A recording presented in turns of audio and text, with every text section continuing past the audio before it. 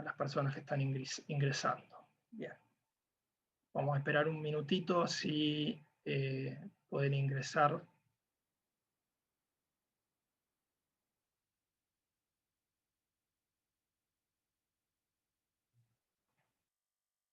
Bueno, voy a decir algo más sobre Luchino Visconti y después le voy a dar la palabra a Laura, que va a hablar más que nada de la representación de las mujeres y las infancias en el neorrealismo. Bien. Bueno, veo 23 participantes, no vi cuántos éramos antes en realidad. No sé si empezar ya. Éramos unos 30, Nico, bueno, pero bueno, irán ingresando. Irán ingresando. Bueno. Ahí veo que entra una persona más. Bueno, a ver, les damos 30 segundos más para que no se lo pierdan.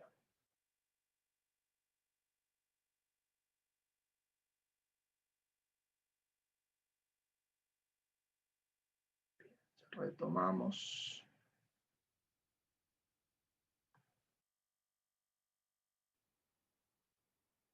Bueno, no lo dije porque esto por supuesto es un recorte, el neorrealismo italiano es un universo, tanto en la literatura como en el cine, así como hicimos un recorte de la literatura, estamos haciendo un recorte en el cine, recorte de recorte, pero bueno, el neorrealismo en general no trabaja con actores profesionales, algo dije al respecto, bueno, excepto los casos de Anna Magnani, que ya había actuado en varias películas, y que se va a convertir en una de las actrices más importantes del cine italiano. Bien, bueno, retomamos entonces.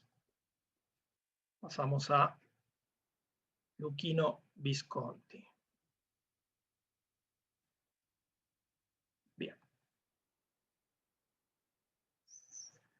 Luchino Visconti y la Terra Trema.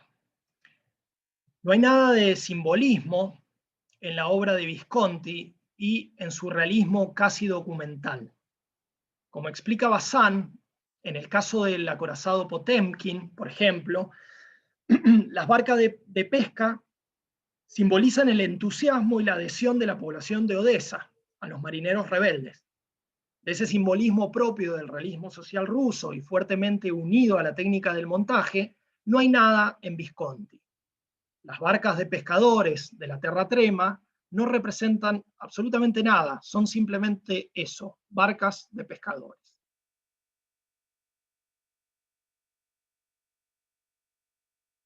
Bien. En pos de su pretensión hiperrealista, Visconti contrata a pescadores de Aci Trezza para que hagan justamente de pescadores de Aci Trezza.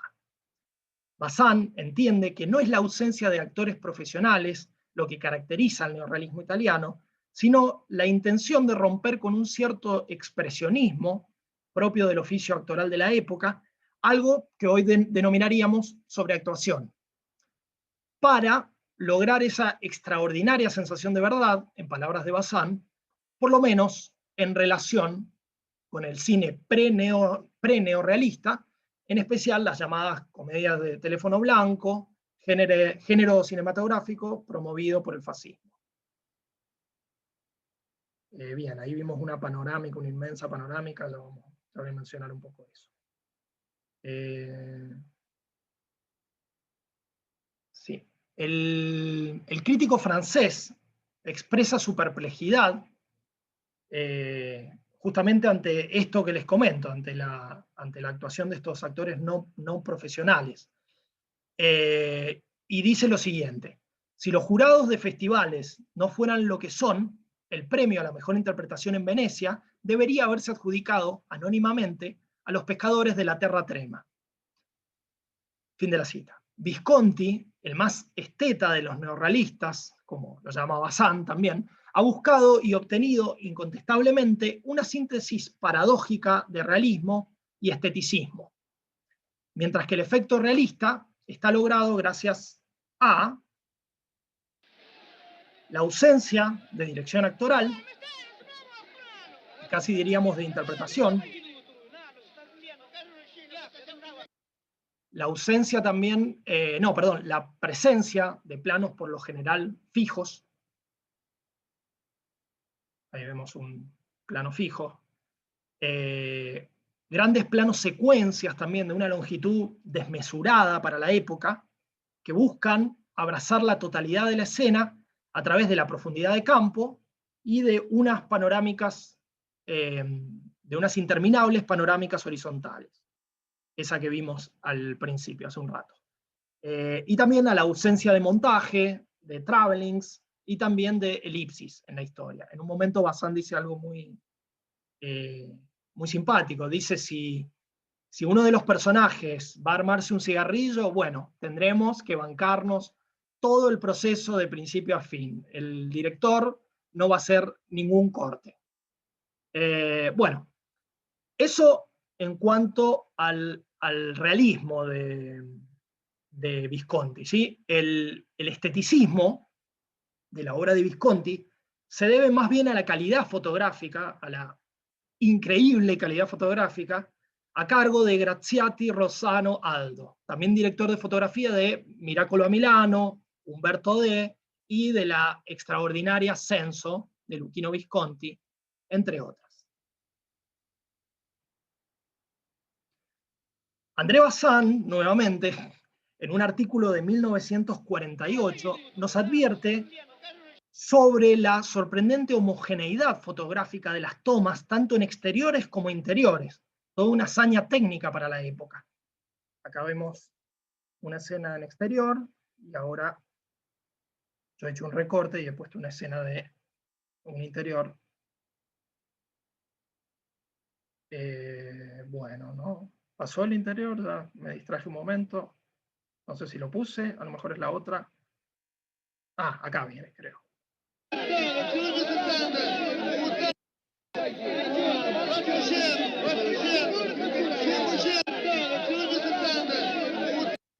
Bueno, hice para atrás, perdón. Bueno, acá vemos no es un traveling, sino que es una panorámica con la cámara fija en un punto, ¿no? Que está pivoteando. Va por un lado, va para el otro. Esta es una escena en exterior. Bueno, la belleza del cine de Visconti es manifiesto, creo.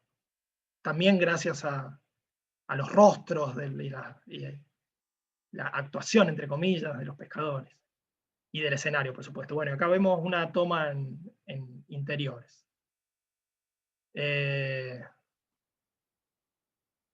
también con una luminosidad muy increíble para la época. Bueno, el crítico francés, estamos hablando de Bazin, por supuesto, a pesar de su admiración inmensa por la obra de Visconti, llama la atención sobre las limitaciones del film. Lo considera un monstruo cinematográfico inaccesible al gran público. Es necesario, dice Bazin, que la estética de la terra trema pueda ser utilizado con fines dramáticos para que sea útil a la evolución del cine. Si no, no pasará de ser una espléndida vía muerta. Bien, con esto doy fin a esta parte. Ahora va a continuar mi compañera Laura.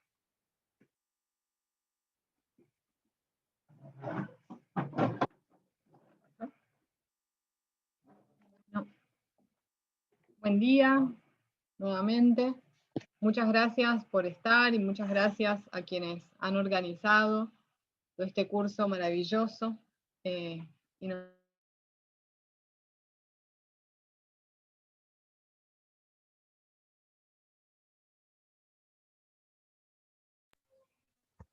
Laura, han cerrado el micrófono.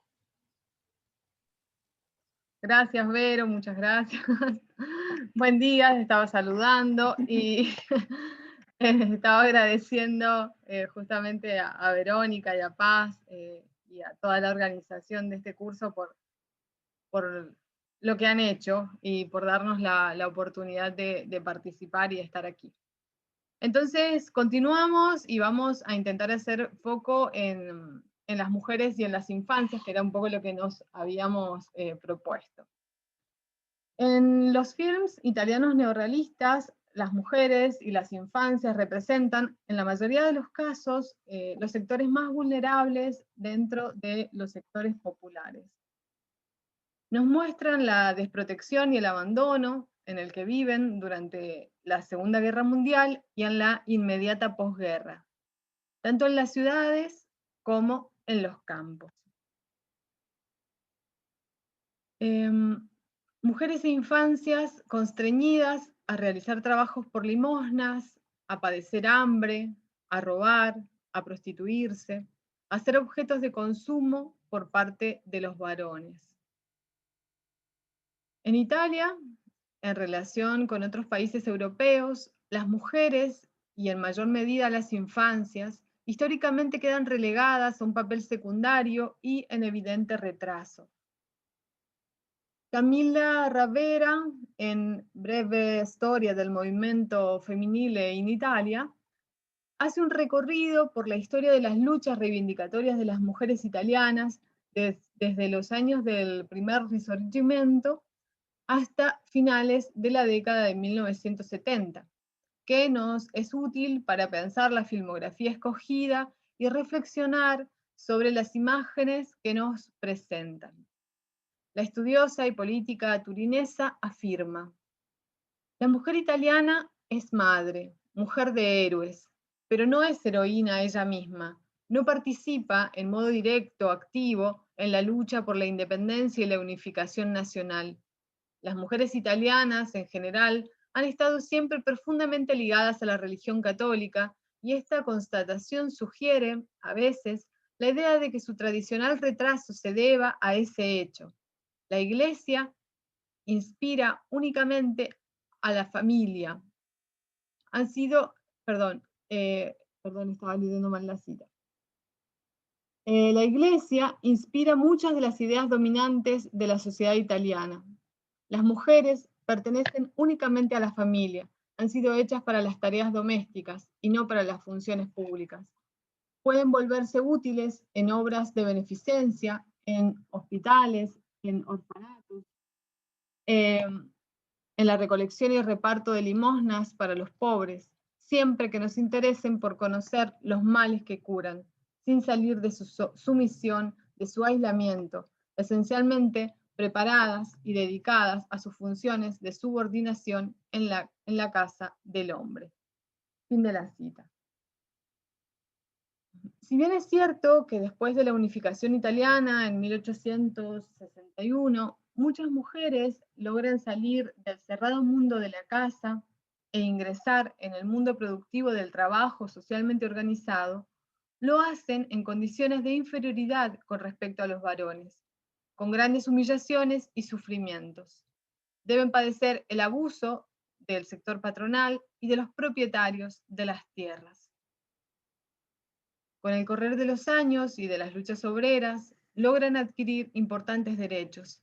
En 1886 consiguen que se promulgue la Ley de Trabajo de las Mujeres y de los Niños, con la cual se prohíbe el empleo nocturno de niños menores de 12 años y se limita para ellos la jornada laboral a un máximo de 6 horas. Las mujeres reconocen el valor de la unidad popular en pos de la conquista de derechos y luchan a la par de sus compañeros por la mejora de las condiciones laborales y por salarios dignos. Comienzan a organizarse y dan muestras de interés por el movimiento feminista que se desarrollaba por entonces en Europa y en Norteamérica. La Primera Guerra Mundial modifica bruscamente la situación en la que estaba madurando un movimiento italiano de mujeres, democrático y progresivo. Las mujeres sienten horror por la atrocidad y absurdidad de la guerra e intentan evitarla de manera espontánea y primitiva. Mandé también una copia del acta de literatura de fundamentos. No, por favor. El acta la Videnti y te mandé con copia a vos para que, bueno, la tengas por cualquier. Entonces, decíamos que la lucha de las trabajadoras en aquellos años está destinada esencialmente contra la guerra. En el curso de la primera contienda bélica, las mujeres ocupan los puestos de trabajo dejados por los varones destinados al frente de batalla. El abuso de los empleadores adquiere tales proporciones que en 1917 se hace necesaria la promulgación de leyes especiales sobre la ocupación de las mujeres y de las infancias, para poner límites a los horarios excesivos, particularmente los nocturnos, para regular las condiciones de higiene y sanidad de las fábricas y mejorar los salarios. En la primera posguerra, las obreras, las campesinas, las empleadas, centran sus luchas en reivindicaciones salariales y la conquista de derechos laborales. El tratamiento y la discusión sobre los problemas específicamente femeninos tienen lugar únicamente en las asociaciones de mujeres pequeñoburguesas que, a pesar de la importancia de las luchas populares de aquellos años, asumen una dirección antiobrera y antisocialista. Impulsadas por un rechazo generalizado a la guerra, estas asociaciones crean el Comité de Mujeres por la Paz, que vela por la protección de los menores, la asistencia higiénico-sanitaria, la ayuda a los trabajadores del sur que migran hacia los grandes centros industriales del norte, pero que se mantiene alejado de las masas y de cualquier iniciativa de organización de las propias trabajadoras en defensa de la paz. Otra organización que cobra fuerzas por aquel entonces, especialmente en el campo, es la Unión de Mujeres Católicas, que colabora con la Iglesia en la restauración de su culto religioso, tanto dentro de la familia como en las escuelas, pero que deja de lado la emancipación de la mujer y la exhorta a volver a casa, a ocupar el lugar que la sociedad le impone. El progreso alcanzado por las trabajadoras durante los años de la guerra no produce un movimiento específico de mujeres, capaz de unirlas en pos de sus necesidades particulares y orientarlas hacia una renovación social que signifique también para las mujeres mayor justicia y libertad. Dicho progreso se debilita, divide, trunca cada vez más, debido principalmente al fascismo, que hace retroceder decenios en la conquista de derechos. El fascismo degrada a la mujer, pretende encerrarla dentro de las paredes del hogar, prohibirle su desarrollo profesional y laboral fuera de casa, privarla de todas las posibilidades de autonomía, quitarle sus derechos al esparcimiento, a la formación, al goce, y conminarla a una esclavitud en manos de su padre o marido. La mujer es nuevamente destinada a las labores de cuidado dentro del hogar y constreñida a vivir en la ignorancia de todo suceso histórico político, excluida del trabajo, de las profesiones y hasta de la educación. En 1927 se prohíbe a las mujeres la enseñanza de letras y filosofía en las escuelas secundarias. En 1938 se dicta un decreto que rige la contratación de personal femenino en empleos públicos y privados y establece un límite de hasta un 10% en relación con el número total de puestos, dejando a consideración de los empleadores la contratación de un porcentaje menor. La conquista de las 8 horas laborales se pierde, se devalúan los salarios, hay numerosos despidos. Otras leyes y disposiciones impiden a las mujeres ocupar puestos directivos en instituciones escolares, enseñar algunas materias en instituciones de instrucción técnica y concursar en ciertas cátedras. Asimismo, un decreto fascista impone tasas dobles para las matrículas de las estudiantes en escuelas medias y universidades.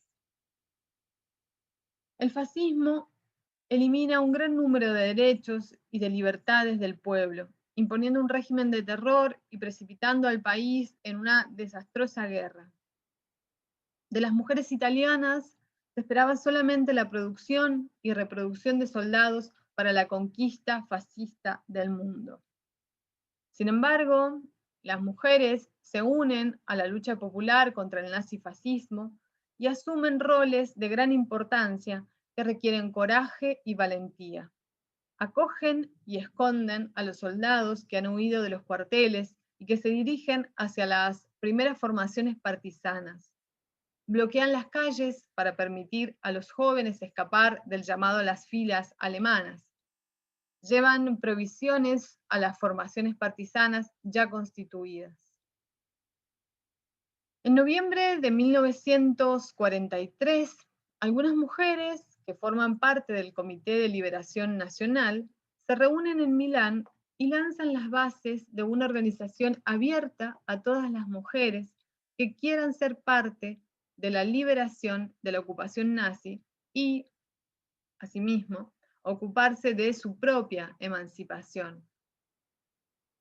En aquel momento se forman los grupos de defensa de la mujer y para la asistencia de los combatientes de la libertad con los siguientes propósitos: organizar en las fábricas, en las oficinas, en las escuelas y en el campo la resistencia a la violencia alemana. En las fábricas, exigir la prohibición del trabajo nocturno y nocivo para las mujeres, además de un salario digno, igual al de los varones por igual trabajo, y asistencia para las madres. Reclamar, mediante paros y manifestaciones, el aumento de las raciones alimentarias, de combustible, vestimenta y calzado para las infancias. Recolectar dinero y víveres para quienes combaten por la libertad. Asistir a las familias de los fusilados, de los presos, de los confinados y a todas las víctimas del nazifascismo. Con este programa se pretende promover un movimiento que, partiendo de los más diversos motivos de reivindicación y de lucha, convoque a todas las mujeres a la unidad y a la acción. Así, por iniciativa de estos grupos, en toda la Italia ocupada, se constituyen formaciones particulares de voluntarias de la libertad, enfermeras, médicas, mensajeras, informantes, partisanas, valientes y anónimas, que dan prueba de gran compromiso y de heroicidad.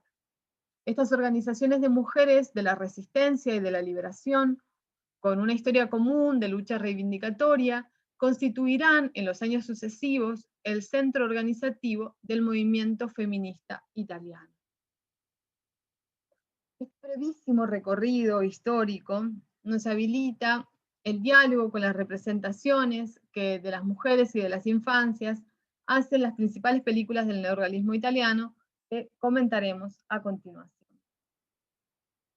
En La Terra Trema, el film que Luchino Visconti presenta en 1948, se muestra la realidad de un pueblo del sur que vive de la actividad pesquera y padece los abusos de los propietarios de las barcas. Todo Aci Trezza está bajo el yugo económico de unos pocos dueños que ostentan el poder y se sirven del trabajo de los pescadores en beneficio propio. En esta película, las mujeres realizan las labores fundamentales para el sostenimiento del hogar familiar. Cuidan de los niños y de las niñas, quienes además trabajan en la casa o en la pesca, dependiendo de su sexo o género. También atienden a los ancianos. Estas mujeres limpian y mantienen la casa, preparan los alimentos para cuando lleguen los hombres, guardan luto por los muertos, son sumisas y silenciosas, respetan las tradiciones del pueblo, las conservan y reproducen.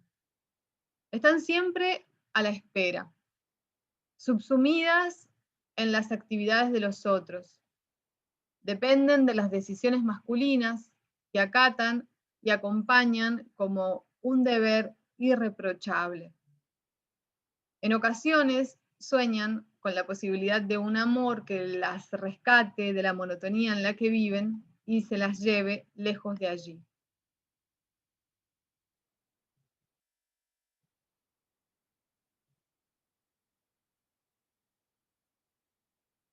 En Roma, Città Aperta, la película dirigida por Roberto Rossellini, estrenada en 1945, se muestra la situación de la capital italiana durante la ocupación nazi.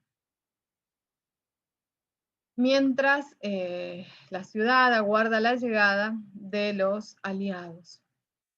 En este contexto de violencia y persecución, las mujeres retratadas en el film sostienen con entereza y valentía los hogares, buscan las posibilidades para dar de comer a sus hijos, privadas de sus trabajos y del ingreso de sus maridos, ausentes en la gran mayoría de los casos a causa de la guerra.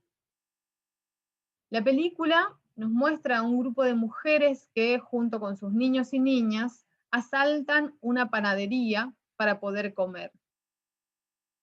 Reclaman un derecho básico negado a muchas familias en el clima de escasez y carestía ocasionado por la contienda bélica y del que se aprovechan numerosos comerciantes.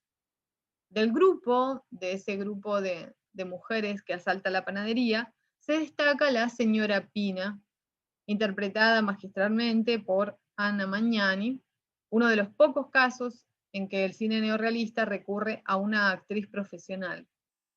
Pina es una ex obrera de la fábrica Breda, viuda y con un hijo de unos 8 años, embarazada y a punto de casarse con un tipógrafo comunista que participa de la resistencia. Es presentada como una mujer fuerte y arriesgada, senza paura, dice ahí justamente en esas imágenes que estamos viendo. Ella le dice que no tiene miedo, que nunca tiene miedo.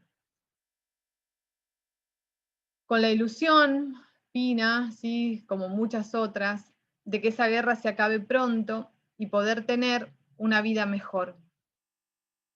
Sin embargo, la tan ansiada primavera no llegará para ella, esa primavera que le está prometiendo ahí su compañero.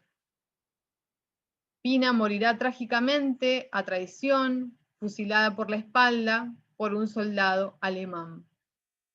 Este acontecimiento, el de la fusilación de Pina, está basado en el hecho histórico protagonizado por Teresa Gulache, quien el 26 de febrero de 1944, tras haber presenciado el secuestro de su esposo Girolamo por parte de los nazis, intenta acercarse a él, desobedeciendo la prohibición del soldado alemán, y es asesinada con un tiro de una pistola Luger. Esa escena la veíamos recién. En Ladrones de bicicleta,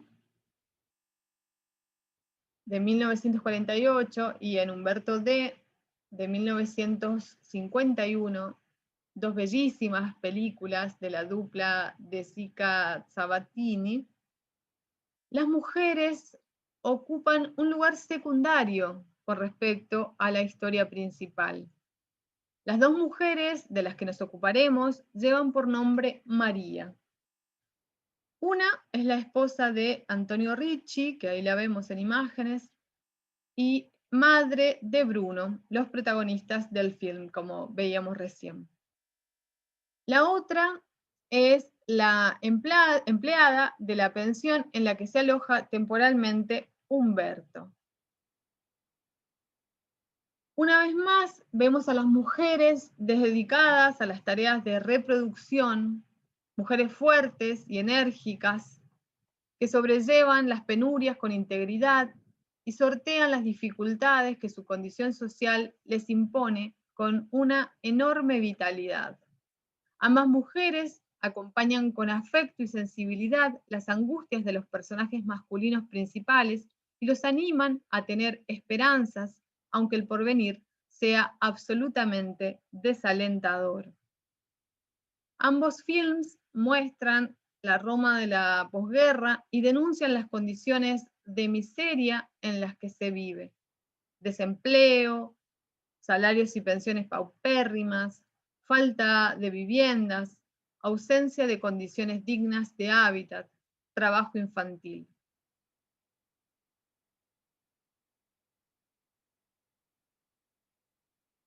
Después podemos ver quizás esta otra imagen, la dejamos para el final. Otra escena de Humberto D, en la que vemos a María, la criadita, como aparece por ahí nombrada, en sus labores cotidianas. Vamos a Bellissima, el film que Luchino Visconti estrena en 1951. Este film deja traslucir el engaño del incipiente milagro económico, en cuyo engranaje se había precipitado el propio cine, percibido por las masas populares no solo como un instrumento para evadirse de los problemas cotidianos, sino incluso como medio de promoción social. En la película vemos que el director, Alessandro Blasetti, ha convocado un casting para niñas de entre 6 y 8 años para su próxima película. El concurso, tal como es anunciado por la radio, se llevará a cabo en los estudios de la Stella Films en Cinecittà, vía Tuscolana, kilómetro 9 de Roma. Una multitud de mujeres y niñas corren ilusionadas ante la posibilidad de volverse famosas a través del cine. Del grupo destaca una madre vestida con traje oscuro que busca a su hija perdida. Por ahí aparece, ahí está, Maddalena Cecconi, interpretada una vez más por Anna Magnani, que con prepotencia, la vamos a ir viendo a continuación, consigue un lugar para que su pequeña María logre hacer la prueba. Las frustraciones de la madre son proyectadas en la hija, a quien pretende por todos los medios convertir en una estrella. Paga a una profesora de actuación, contrata un fotógrafo, paga un peluquero, compra un vestido nuevo y todo, lo hace con el dinero que gana ella misma poniendo inyecciones. Su deseo es tan fuerte que hasta entrega el dinero de los ahorros que juntaba con su marido para comprar una casa. Maddalena ve en el cine un medio para que su hija sea alguien en la vida, para que se convierta en una mujer autónoma cuando crezca y no sea una desgraciada como ella, golpeada por el marido y haciendo esfuerzos desmesurados por obtener alguna ganancia. Hacia el final, la ilusión se rompe. Maddalena entra a la sala de montaje dispuesta a ver la prueba que ha dado su hija. Iris, la muchacha que la recibe, le cuenta su experiencia como actriz no profesional de cine y su propio deseo frustrado de volverse famosa. Puesto que no tenía formación actoral, Iris no consigue más que 2 participaciones en películas y se ve obligada a buscar otro trabajo. Esta revelación, sumada a la burla que el director y sus acólitos expresan al juzgar la filmación de la niña, hacen reflexionar a la protagonista, quien se da cuenta de la falacia de su sueño y de la irresponsabilidad de su conducta, también porque ahí vemos cómo tratan a esas niñas, sobre todo a la niña, en este caso a María, pero a todas las niñas, como lo estamos viendo ahí, expuestas, y por lo cual, no recobrando su sentido común, acaba rechazando la oferta del tan esperado papel para su hija. Nos quedan 5 minutos y yo voy a concluir al menos con esta parte y después nos tomamos el recreo y vamos con las preguntas. Estas películas, escritas y dirigidas por varones, muestran un importante número de mujeres que en la Italia de la Segunda Guerra Mundial y de la inmediata posguerra realizan las labores de reproducción impuestas por el fascismo y profesadas por la religión católica. Es decir, estas mujeres, además de llevar adelante embarazos, alumbramientos y lactancia, deben ocuparse del conjunto de atenciones y cuidados necesarios para el sostenimiento de la vida y la supervivencia humana. Alimentación, cuidados físicos y sanitarios, educación, formación, relaciones sociales, apoyo afectivo y psicológico, mantenimiento de los espacios y bienes domésticos. En la pantalla transitan mujeres fuertes y capaces de arriesgar su vida por sus seres queridos, pero siempre dentro de los límites que impone el hogar. Las mujeres de Aci Trezza acompañan con interés a los varones de la familia y acatan con resignación los mandatos sociales. Se limitan a soñar con otra vida dentro de los muros de la casa. Pina, en la Roma ocupada, junto con otras mujeres, se atreve a desobedecer ciertas imposiciones nazifascistas con el firme propósito de llevar comida a sus hijos y parientes. Se la ve interesada en el porvenir del país, pero ajena a la lucha por la liberación. Las Marías de la posguerra están cargadas de la ternura y la vitalidad necesarias para sostener a los varones devastados y desilusionados con la situación social. La pobreza en la que viven no las hace perder las esperanzas de un futuro mejor. Magdalena, en el contexto del milagro económico, lleva adelante la casa y trabaja además fuera de ella. Es quien busca desesperadamente los medios para procurarle un futuro mejor a la hija, aunque lo haga en el sitio equivocado y pretendiendo salvarse sola. El desobedecer a ciertos mandatos le trae aparejadas las habladurías de sus suegras, cuñadas y vecinas, y también la violencia de su marido. Este conjunto de mujeres representa una parte de la sociedad italiana que, durante el ventenio fascista, acató las órdenes con sumisión, aceptó el lugar de subordinación impuesto y se resignó a sobrevivir dentro de un régimen dictatorial que las hacía retroceder varios años en la conquista de derechos. Bueno, muchas gracias por su atención, muchas gracias por estar ahí acompañándonos. Nos quedan unos minutitos en esta reunión, pero la idea sería encontrarnos dentro de 10 y bueno, habilitar el espacio para las preguntas, para el diálogo. Entonces, si les parece bien, sería a las 12:35, a las 12:35 nos volveríamos a conectar. Aprovecho estos minutitos nuevamente para agradecer a Verónica por todo el trabajo llevado adelante, a Paz también por todo el sostenimiento del aparato técnico y por permitirnos una vez más hacer este curso de literatura y cine que tanto nos gusta.